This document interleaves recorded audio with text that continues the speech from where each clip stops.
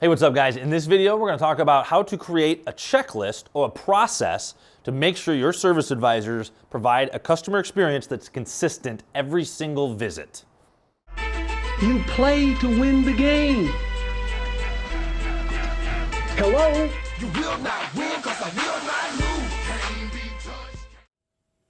So workflow process is this big, that's a huge term within the framework of a shop.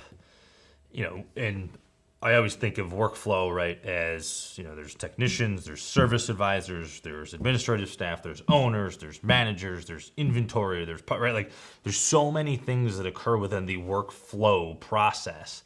And what I always encourage people to do, and certainly myself, and what we've done is really, we've taken the workflow process as this aggregate thing and tried to break it into pieces.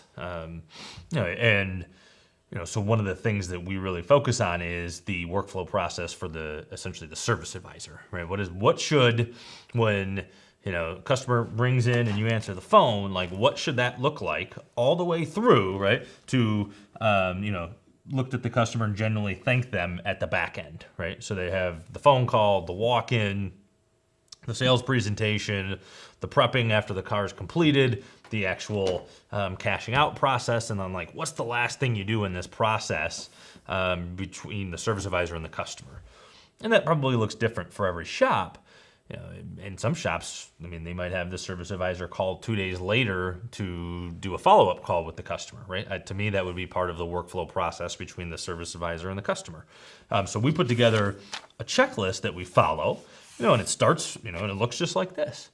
So what I will do, I will bring these out, and I will have, I will go through with the manager and or each service advisor.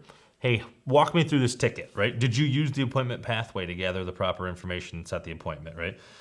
Did you build a bare bones estimate to sell, right? One of the things we never want to do is build the most intricate, detailed, high level estimate, to try and sell a job.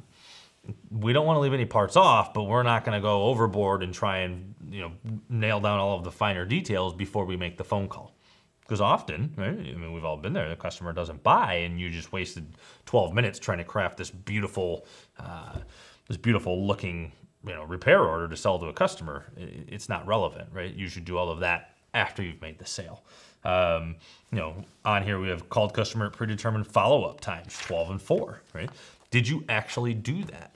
And then at the back end, right? Did we discuss the warranty? Did we take the payment? Did we show the customer the parts, right? Did we discuss future needs and prepared an appointment card, right? Did we look at the customer and genuinely thank them? Not in passing. This is a huge one. Not in passing. I don't mean like, oh, thanks, have a good one. No, I mean like genuinely look them right in the eye and said, you know what? I really appreciate your business. Thanks so much for coming in today, right? A meaningful, genuine thank you.